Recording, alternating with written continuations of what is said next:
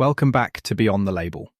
I'm Eric Marquette, and I'm here, as always, with Ruby Sturt. In this episode, we're diving into the winding road that is accessing disability benefits here in the UK. It's tricky stuff, but we're here to help you make sense of all the acronyms and paperwork. G'day everyone, or night, or whenever you're tuning in. Yeah, this is one topic I wish was more straightforward for folks.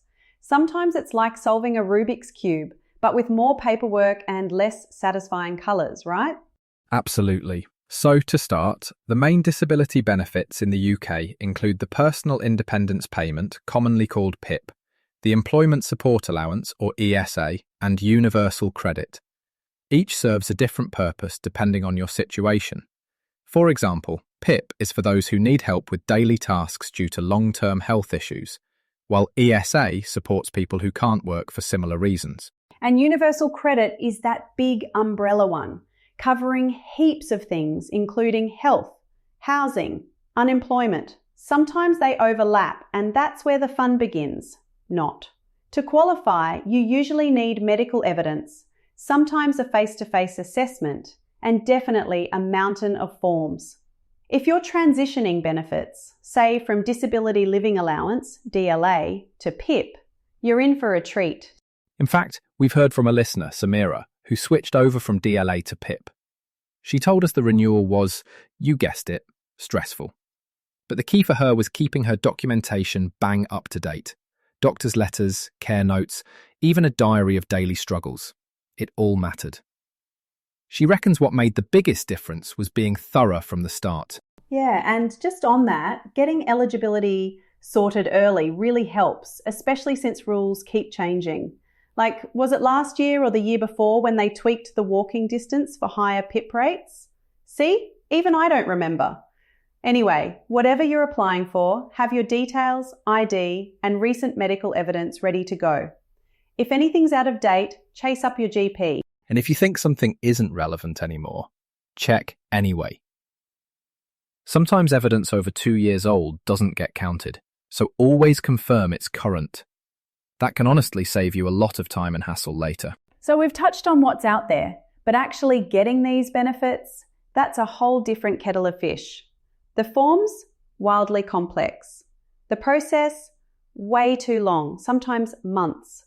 And that's if you even know where to start looking. Finding the right info is half the battle. I agree, Ruby. People in recent studies said finding out what they were eligible for was a maze. Confusing letters from the government, online systems that aren't user-friendly, and not enough face-to-face help. There's this recurring theme that guidance is lacking. Without a charity or an advisor, a lot of folks miss out on hidden benefits entirely. And the paperwork. I'll never forget my cousin Ellie. She tried applying for PIP and it dragged on for ages. She was missing just one doctor's letter and it turned into months of back and forth delays. If you miss a supporting document, it's like pressing pause on your financial support. Massive stress. Definitely. Then there's the whole mandatory reconsideration thing. If your claim gets rejected first go, you often have to go through a drawn-out appeal. It can feel quite adversarial, actually, and a lot of people feel they're being set up to fail or caught out by how questions are worded. Yeah, and you can't underestimate the stigma, right? I've spoken to people who felt like they were treated as if they were playing the system, or even less than human during assessments.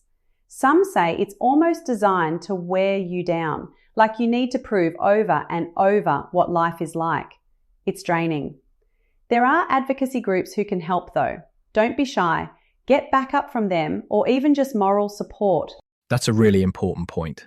The emotional toll is heavy. And you're not alone. Organisations exist specifically to help with this sort of thing. We'll talk more about them in a moment. All right, let's get practical. If you're just starting your application, a few top tips. Keep a diary of how your disability affects you for a few days before you fill in the form. Real-life examples go a long way, and be detailed. Don't just say you can or can't do something.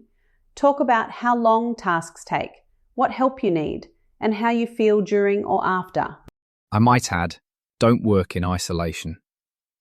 It can be very helpful to have someone who knows you well review or fill the form with you. especially if you sometimes forget details. And definitely gather all your medical evidence. Ask your GP to write letters that actually describe what's in your application, not just generic summaries. And if your evidence is old, like from years ago, get your doctor to confirm it's still relevant. The DWP might ignore it otherwise. Oh, and don't rush. Tackle one section at a time and draft on scrap paper if you're worried about getting something wrong. I know people who take breaks and only answer a couple of questions a day. It's not a speed test. If you need help, there's no shame in getting support from organisations like Citizens Advice, Scope, or Disability Rights UK. Headway actually is excellent too, especially for brain injury survivors. Their advice can extend to helping you fill out forms the right way, which, as we know, can make all the difference. People always ask, what if my claim is denied? First, breathe. It happens a lot. You can ask for a mandatory reconsideration, and if that still doesn't work, you can appeal. We got a message from Troy, a community member who got his claim rejected. But with support from a local group, he appealed and won. So there is hope, even when things look grim. Yes, and always keep dated copies of everything you submit. Sounds fussy, but it's crucial if you need to appeal later or challenge a decision. And if you hit a wall, those local support groups can really help you prepare responses or accompany you to meetings. Let's talk appeals, because honestly, a lot of claims are rejected at first. If you want to challenge a decision, the first step is usually to request a mandatory reconsideration. You need to do this quite quickly, usually within a month of the original decision, so don't wait around. Yeah, and when you do, back it up with even more evidence. Diaries, doctor's letters, extra details, everything helps. If that reconsideration still doesn't go your way, you can lodge a formal appeal, which is basically asking an independent tribunal to review your case. Again, more forms of course, but your chances improve if you've got support. Don't miss those deadlines, they're strict. If you need more time, contact the DWP, but don't assume your request will be granted unless you hear back in writing. For your case, gather as much new evidence as you can and organise it logically. Keep a timeline of events that can help clarify your situation to the tribunal. And there's help out there even during appeals. You might be able to access legal aid or get advice from advocacy groups mentioned earlier. They know the system inside out. Disability advisory services and local advocacy groups can literally guide you step by step right through to the final decision. You don't have to do it solo. Exactly. And remember, it's a process, sometimes a marathon, not a sprint. But with the right support and paperwork, it's winnable. Right. So let's say you've made it to assessment stage. First off, congrats for getting this far, genuinely. These assessments are a big deal. You'll likely face questions about your daily life, mobility, and how your condition affects you.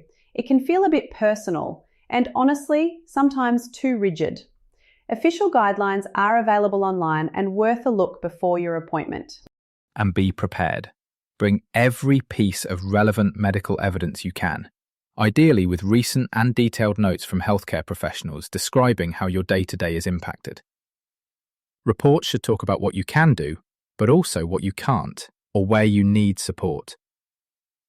If you're on medication or receiving rehab, mention how that affects your abilities as well. Logistics are important too. How you get there, if you need special transport, if you need someone to go with you, or a translator or advocate.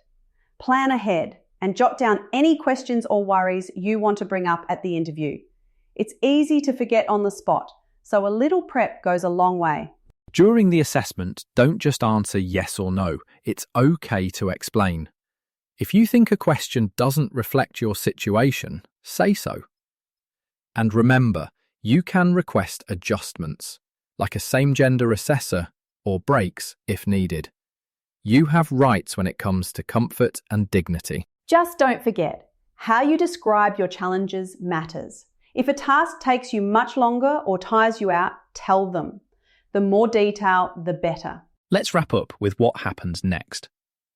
Once you're receiving benefits, it's not set and forget.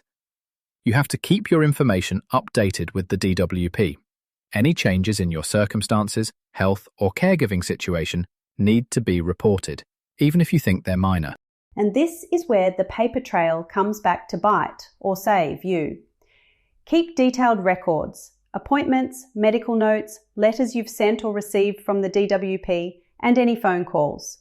If there's ever a review or you want to challenge a cut, having this timeline can be a lifesaver. Don't let deadlines sneak up on you.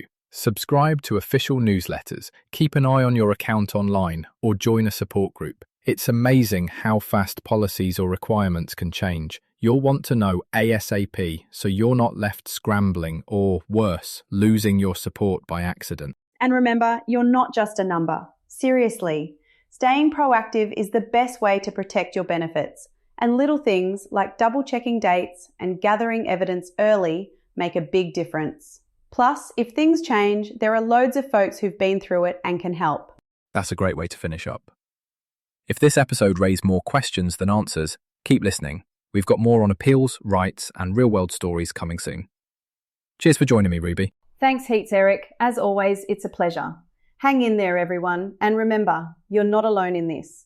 Catch you next time on Beyond the Label. Bye, Eric. Goodbye, Ruby. Goodbye, all.